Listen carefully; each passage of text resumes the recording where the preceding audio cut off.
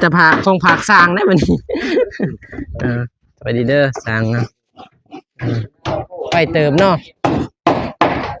มีแต่สี่กวดพี่น้องที่ต้นนี่บ่มีงบไปดินไปดีเด้อฟินเย่ยังสร้างเอาวะนี่สบายดีคักบ่ตัวนี้น้องพินบ่มีให้สร้างเด้อน้องพินเด้อ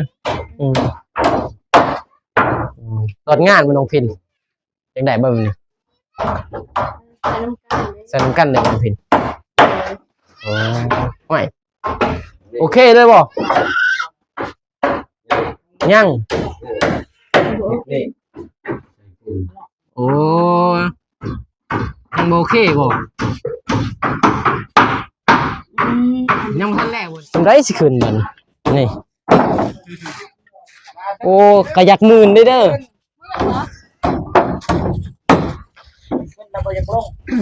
ขึ้นแล้วบ่อยากลงแล้วได้เนี่ย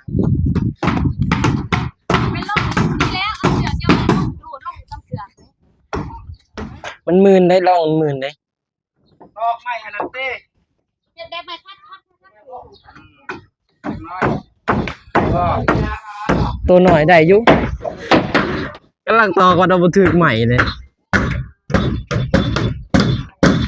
รับฟันดิไอ้นู่นน่ะพาเด้อเอา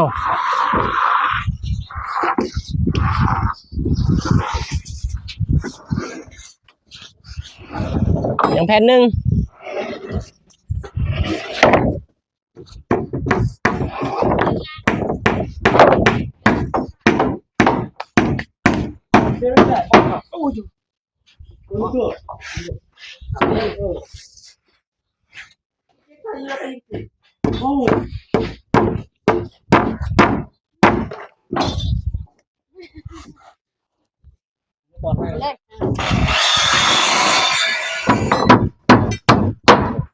เอาแล้วเอาดีได้ป่ะสาย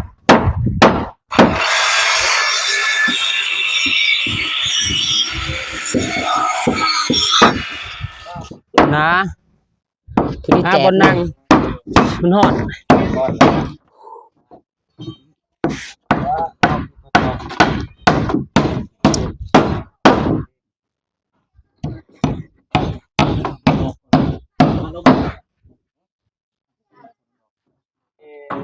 มีเรื่องเลย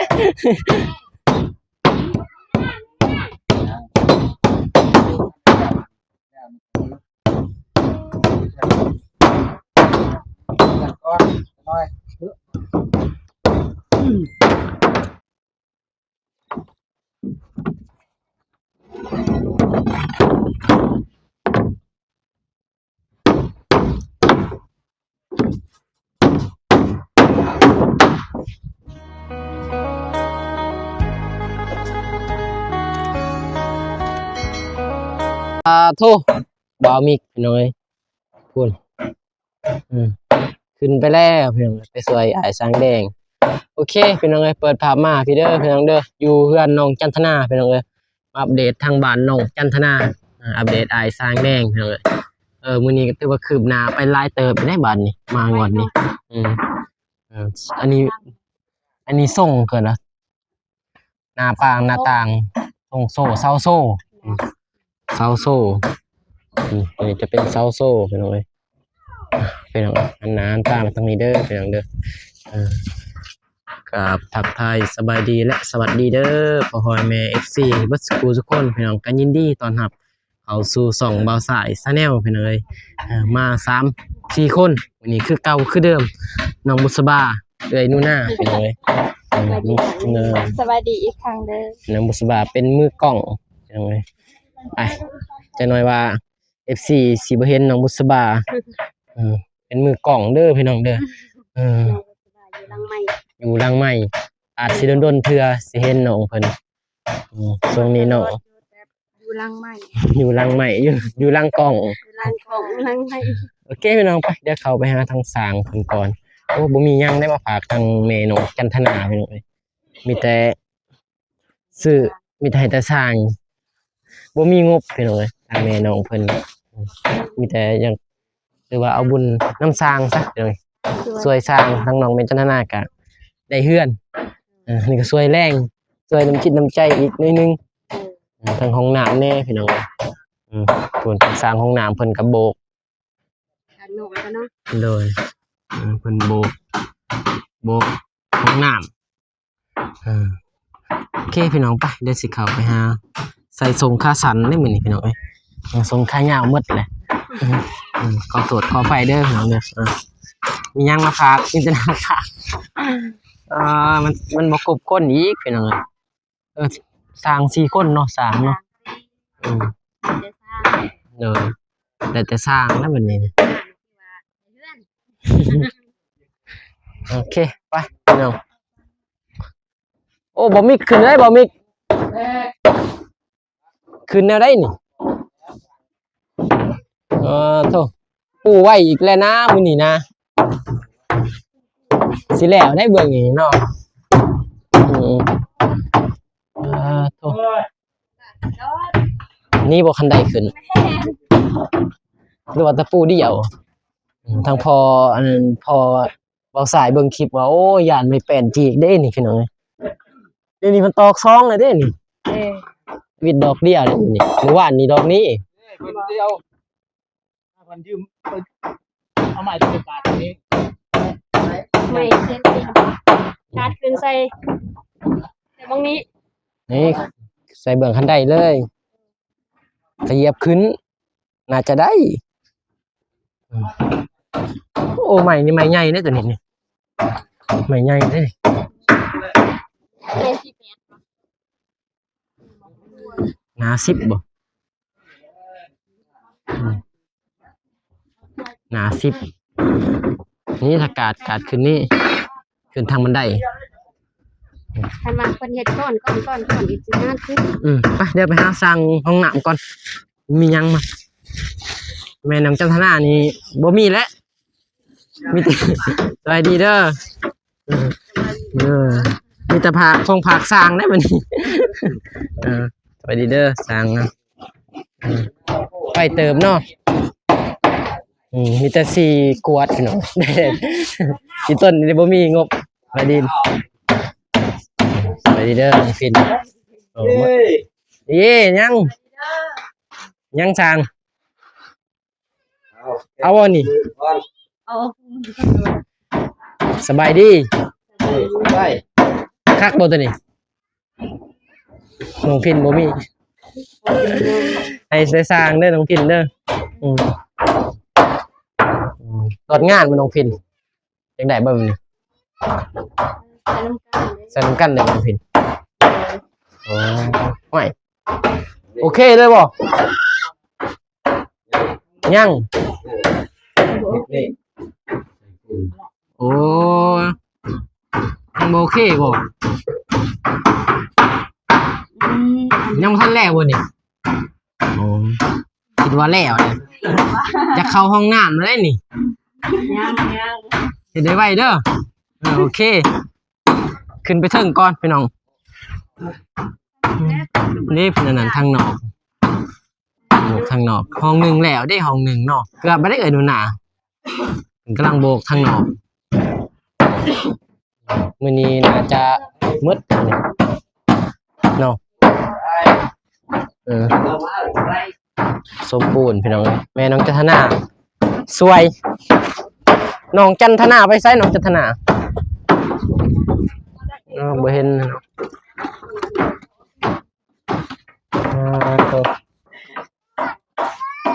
เป็นหยังปิดปูนบ่ คนบ่ได้เอาออกว่า โอ้มันติดแล้วถ้าใส่น้ำไว้ใครใส่น้ำบ่โอ้แต่ว่าปูนตัวนี้เนาะบ่อยู่หนองแข็งพี่น้องเอ้ยมันแข็งทั้งสร้างห้องน้ำทั้งสร้างเฮือนพร้อมกันเลยแดดเมี่ยงโอ้โธ่กินข้าวกินน้ำแล้วบ่ฮะข้าวเช้า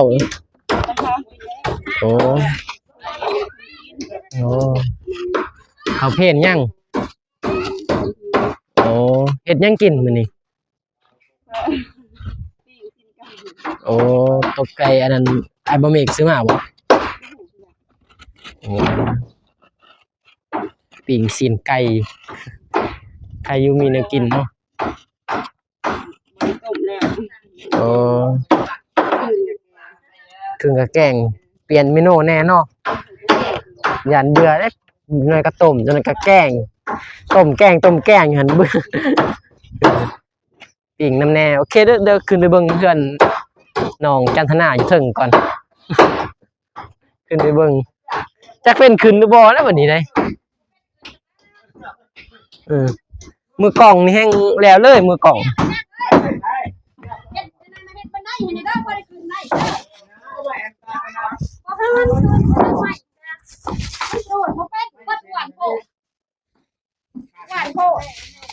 เอาไม่เซ็นการ์ดเลยบ่ใส่เอาไม่เซ็น นี่บ่ ไม่ใช่แฟนการ์ดมาก็ได้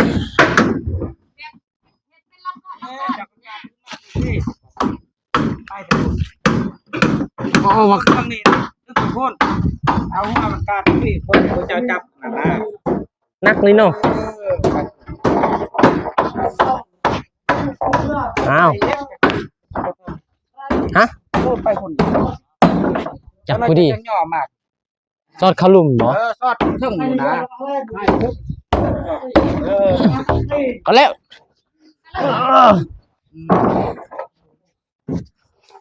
เห็นบันได ไหว ดีลงนี้เลยโอเคทำไรสิขึ้นมันนี่โอ้กระยักหมื่นได้เด้อ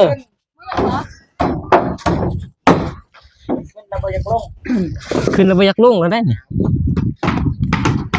ไม่ลงดีแล้วเอาเสือเจียวดูดลงต้องเสือ หยุดอยู่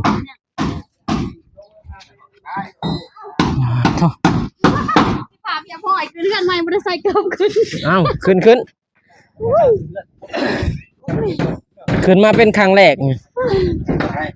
ขึ้นในซัมมี่เลยดิบ่ฮะ ขึ้นในซัมมี่ มันจ่อดิ อยากกันเลยดึงกันเลยบ่ได้ก็อยากขึ้น ขับบ่ได้ก็บ่ขึ้น ได้นะ ถ้าซันนี่ อยากไปเลยอ่ะ ขาสั่นเลยบ่ขึ้น ไม่ มันหมื่นได้ลองหมื่นได้ ดอกไม้อันนั้นเต้ เด็ดได้ไหมคัด น้อยก็ ตัวหน่อยได้อยู่สวัสดีเด้อบ่าวมิกสวัสดีเด้อไอ้แดง โอ้ยสบายดีสบาย เอ้า โด ลงผักบ่มี โอเคเล่นอะไร เอ้าสวัสดีเด้อไอ้ สวัสดี น้ำมะพร้าวมื้อนี้ ปล่อยไว้ไอ้ เอ็มร้อย ไม่ครับ ได้บ่าวมิกกำลังต่อก่อนเอาบ่ถึกใหม่เลยรับฟันดีอยู่บ่เมื่อคืนนี่ไอ้แดง หักเลยมันวัน เย็นเนาะจักเย็นจักฮ้อนเลยเห็นฮ้อนพยัน อ่อนอะไรอยู่ถึง น้องบุษบาเดี๋ยวสิสวยตอกไม้ผู้เป็นอยู่บ่ แม่ตาเย็นก่อนอยู่ถึง ถึงนี่เย็นโอ้ การผ้า ดาดฟ้า เอาแก้ไข แก้ไขไว้ก่อนถ้าบ่ใส่นี่โอ้อยู่บ่ได้แล้วถึงนี่ถ้าบ่ใส่นี่จบแล้วแหละนี่ ไว้เนาะฮอดทางพี่เลยเซาโซ่น่ะ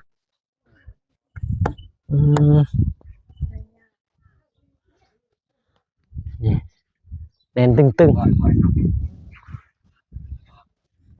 ปูแหล่มีแต่ทามุ้งเนี่ยบ่แดงทามุ้งอย่างเดียวนะ จะใส่ไข่ขาว ใส่ข้าว หมากระมุกจะย้ายต้มย้ายลูกตัง ยายดูตัง นะครับแอม ยายนี่เนาะ แล้วก็ แอมใส่วงกบจบแล้วแป๊บเดียวได้นี่ แต่สิโดนบนแอมหันเนาะสิโดน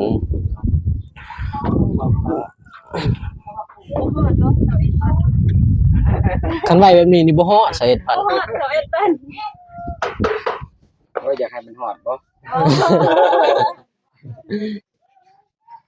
สายจวดนี่แหละเนาะไว้เลยคันว่าจะได้21ให้21เฮ็ดแบบ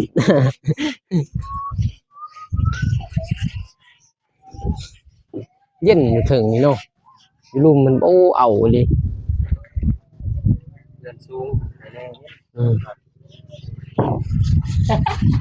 สู้วันเดียวน่ะบ่ไปใส่ สั่งห้องน้ำนะพี่น้องเอ้ย FC คอมเมนต์ว่าสร้างห้องน้ำสร้างเฮือนย่านสร้างเฮือนแล้วก่อนว่าจ๊ะ เราปิดประตูกันแล้วนะ แต่เราจบแน่เนาะ บอกให้ตั้งรั้วสุกโลดก่อนลงไป จะเข้าห้องน้ โอ้ยตั้งแล้วเดี๋ยวจะเลยโอ้ยตั้งแล้วเฮ็ดเอาสอบไว้เนาะ ำ แล้วเขาบ่เฮ็ดนี่ก็สิเราก็บ่อยากตั้ง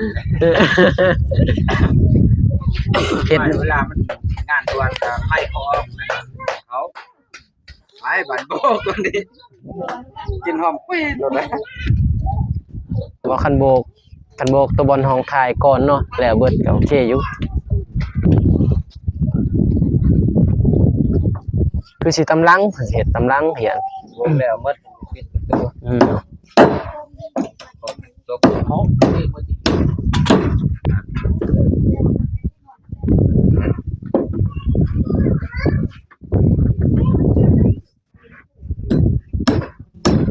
เมื่อวานเพียงนั่นมื้อนี้ห้องนี้แล้ว นี่ก็สิสุดล่ะ แล้ว บ่คันเราปูแต่เสาเนาะก็แล้วเขียนเนาะราคาอันนั้นอยู่เทิงบ่ จับนี่ได้จนถึงนวด จับสยุง ซอยซา ซอยตอกตะปู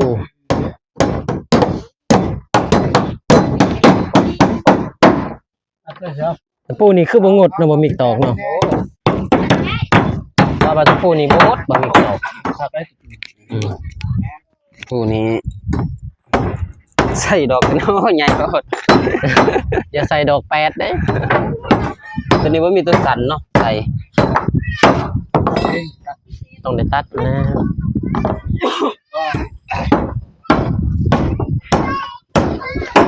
แต่ผู้ดีเนาะ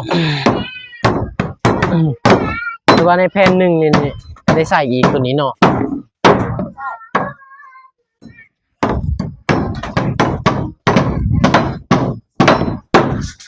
ยังเอาไปแป้นอีกเอาจากแผ่นไหนแดง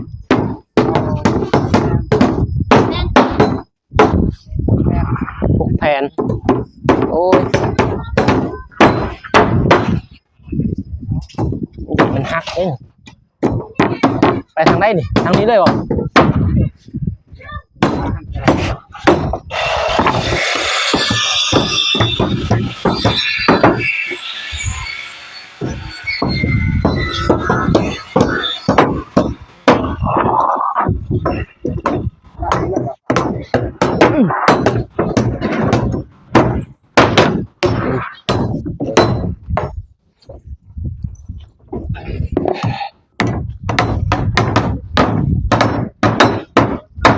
น้องพินก็สวยพี่น้องเอ้ย น้องพินไอ้นู่นน่ะพาเด้อเอ้า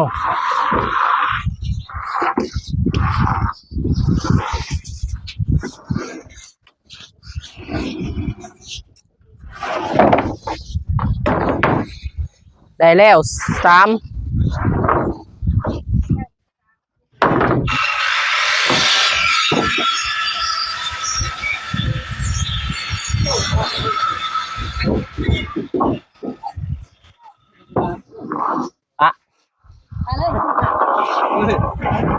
ไม่มันดีเลย อันนี้เลยบ่ คะแนนปีน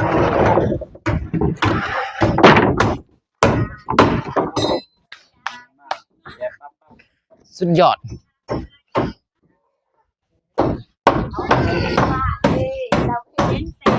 ได้เนาะซำนี่ ใจเย็นเด้อใจเย็นได้บ่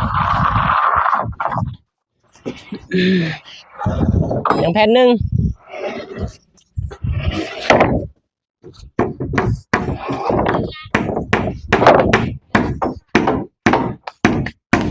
เรีย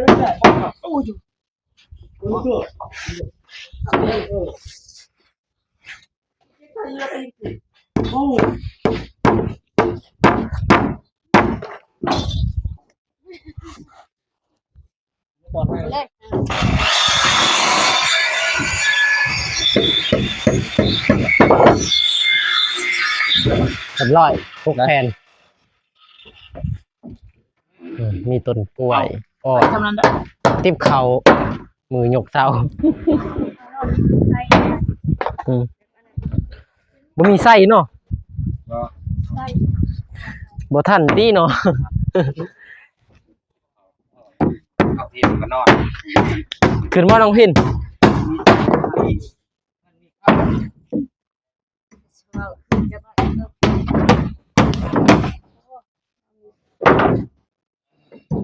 ไปทางหลังบ่มี ฮะ ไปทางหลัง โอ้ขึ้นได้บ่ น้องพินขึ้นมาให้กำลังใจบ่มิกเด้อ๋อบ่มีสิตอกตะปูโคตรอีกแล้วบาดนี้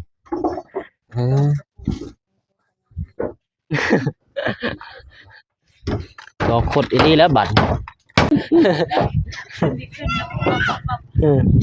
คันมันมีทางขึ้นเลยสบายได้เลยบ่มิกทางนี้บ่มิกเย็นบ่เฮ้ยหนูหน้าแหละอยู่ลุมขึ้นบ่ได้กันหนูหน้าง่าย ตัวใหญ่เนาะว่าคนตัวใหญ่ใจปลาซิว คนตัวใหญ่ ใจปลาซิวเนาะ ใจปลาซิวใจบ่ลอยมันกล้าขึ้นนั่นเด้ เหมือนคนตัวเล็กเนาะ เหมือนคนตัวเล็กตัวเล็กใจใหญ่ใจเล็ก แต่ว่าลักยักษ์เย็กไล่ลักใหญ่ยักษ์ใหญ่ไล่ลักเย็ก บอกมันไป ลองว่ามาไว้มิกเอามิกโอ้ยโอ้แบบมิกตาลายเลยดีแต่บ่ถึกมีมือเองบ่เข้าอยากมือกันเลย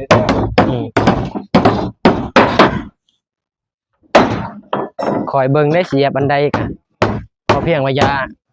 ง่ายกับพ่อ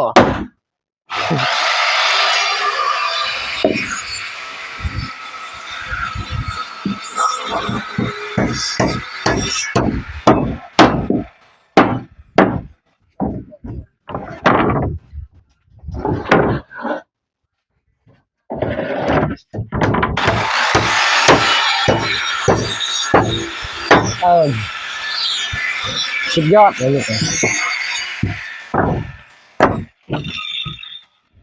มีแต่เบามิกบอสุดยอดให้เบามิกต่อก่อน คันเขาว่างเงินปะอยู่นี่คุณละล้านไปบ่ขึ้นบ่ได้เงินบ่ได้เงินแล้ว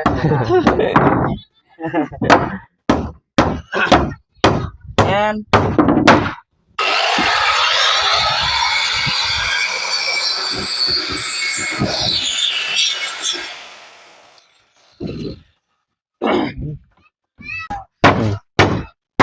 ยัง3 แผ่น 4 แผ่น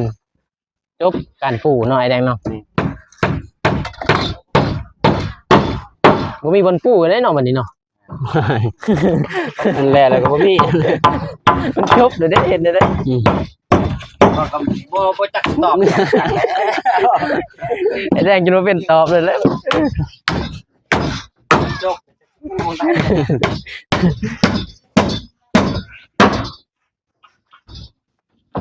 แต่สิปูอยู่ใส่ปูแล้วเนาะมิกเนาะ ทามขังแล้วเนาะแล้วบ่มีบ่ถูกเนาะ นั่นอีกก็ได้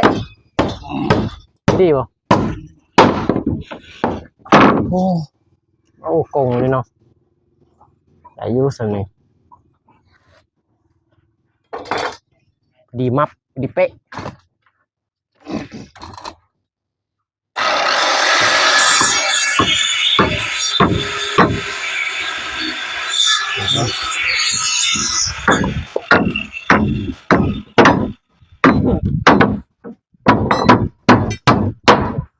เอาแล้ว เอาดีได้บ่ใส่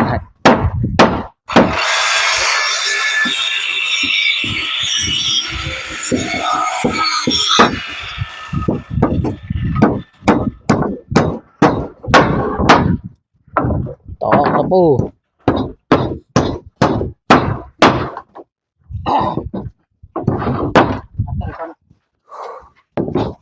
หอนลาย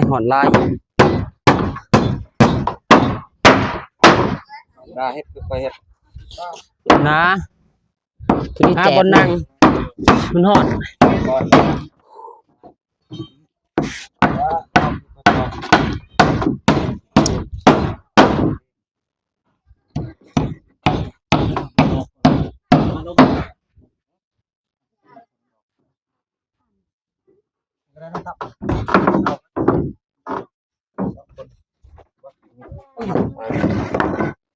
ทำบ่โอ้โหหมูไปแล้ว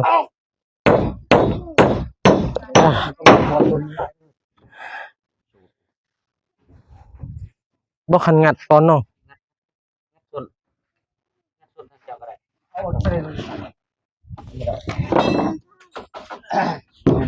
ลาม ไปตอกก็ได้นี่ไอ้แดง นี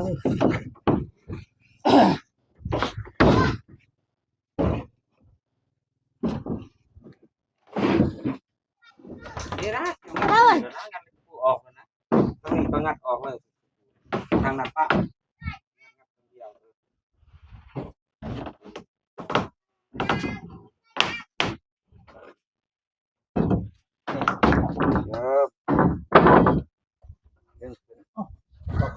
ดึงทางนี้ต้องเอาเจ้าก็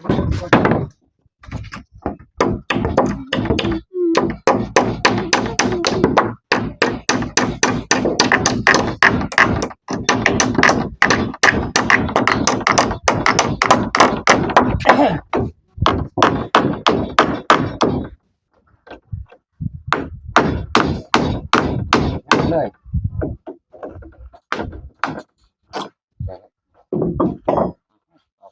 บูตอก ตอกได้ถึงเหรอ ตอกมาเลยนี่จ้ะ บ่ลง ตอกแล้วนะ ตอกแต่ส่วนเลยบ่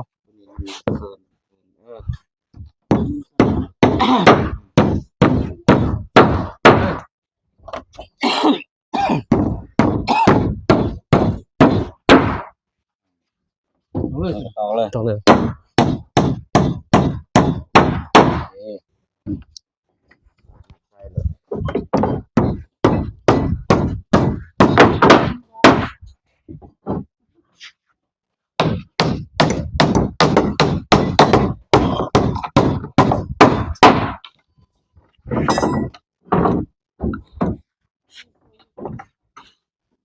สงสีแดงแต่กางเกงแดง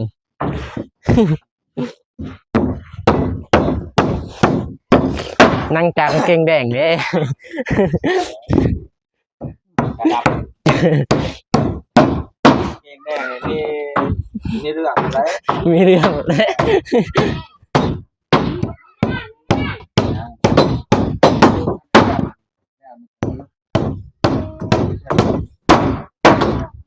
ว ก่อนหน่อย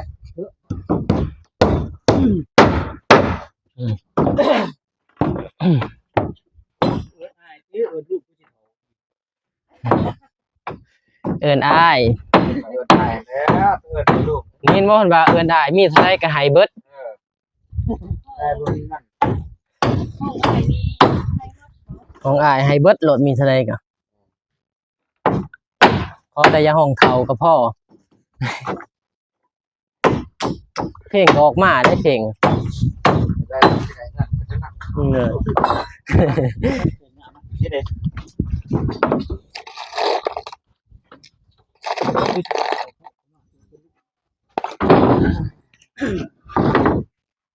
ก็เบิ่งสังขารเนาะสังขารตัวเองเอิ้นลูกเอิ้นแล้วจะหอดลูกแล้วนี่ยังบ่ให้เอิ้นพี่ตอกเลย นี่เหรอ ตอกตัวมันติดตัวนี้มันขาด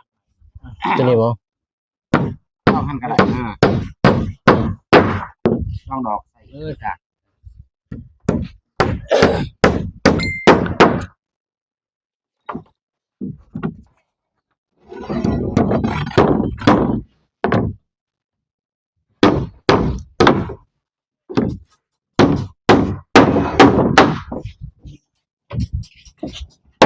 นี่เราทันตองเนาะ ตอกเจ้ยๆมันสิบ่ติดเด็ก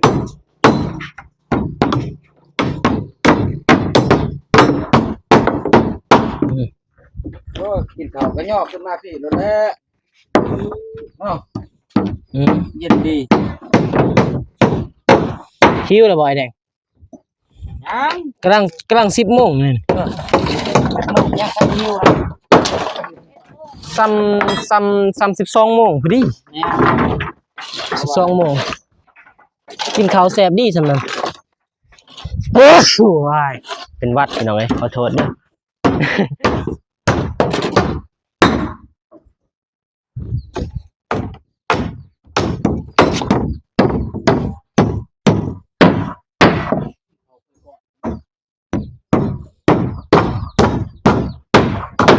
เป็นไปโน่นหันไปนี่เป็นบาดไปแล้ว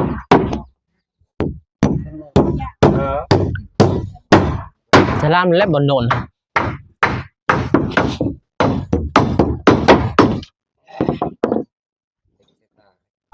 ย่านตัวนั้นเลยพี่น้องเอ้ยสำเร็จปูแปนมื้อนี้บ่มีบอนปูแล้วบัดนี้ บ่มีบอนปูแล้วหมดแล้วบอนปูบัดนี้พี่น้องเอ้ยมีแต่ทาลังใหม่หน่อยแดงเนาะ ทาแต่ลังใหม่และปูแปนบัดนี้พี่น้องเอ้ย สิสอกลังใหม่ให้สิได้บ่โอเคพี่น้องเอ้ยสำเร็จการปูแปนแล้วก็ปูพื้นเอิ้นว่าคนไทยเอิ้นจะปูพื้นแต่ให้ลาวเอิ้นปูแป้น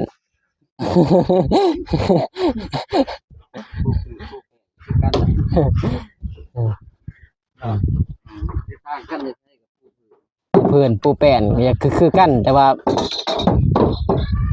เอิ้นต่างกันก็มีพี่น้องเอ้ยโอเคพี่น้องเอ้ยคลิปนี้มาผมบุษบาจบคลิปขอให้พรให้ผู้ใหญ่ใจบุญที่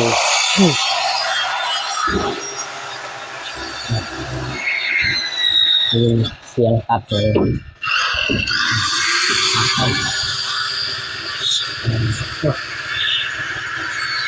ยังแผ่นหนึ่งเสียเวลาจะยังไม่แผ่นหนึ่งดีจำเสาเลยดีจำเสา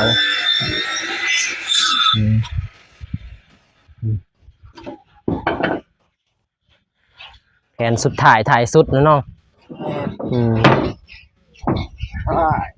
ปาดใส่